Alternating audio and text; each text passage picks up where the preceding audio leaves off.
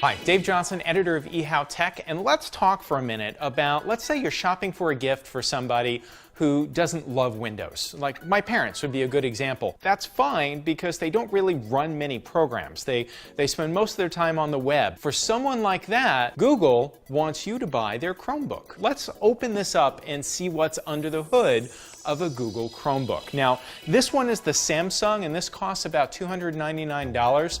There are a number of Chromebooks that range in price all the way up to $1,000 or more, but this is a really good, less expensive model that does, in my estimation, everything that you need a laptop to do if you're not a Windows fanatic.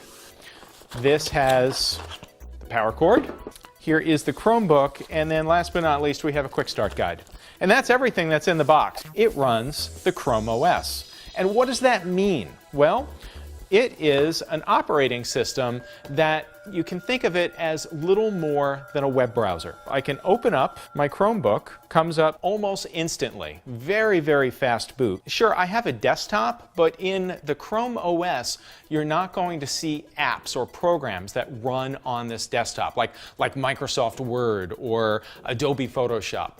You have to change the way you think about laptops or computers when you have a Chromebook, because everything runs in a browser window. If you invest in a Chromebook, you're getting a really different experience.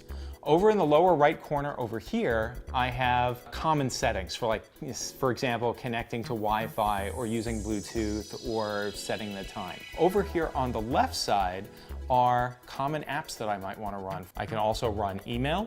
So obviously, since this is a Google laptop, I can get access to my Gmail and any mail that I forward to Gmail. I can also open up the Google Web App Store. So the store lets me download games and apps, and they all run inside the browser. And last but not least, it's worth pointing out that you don't really store files locally on this laptop. It has a little bit of memory, but the intent is that you're going to store things on your Google Drive account. And in fact, when you get a Chromebook, you get 100 gigabytes of storage for free for 2 years. After that, if you want to maintain the 100 gigabytes, it's going to cost money. For example, I can access all of my music, which I have let Google access from my home computer. I can go to my Google Drive account and work on documents. Instead of editing, say, in Microsoft Word, I'm going to use Google Drive apps. It's a really different and interesting way to work. I find it in a lot of ways really liberating, because this is a very, very lightweight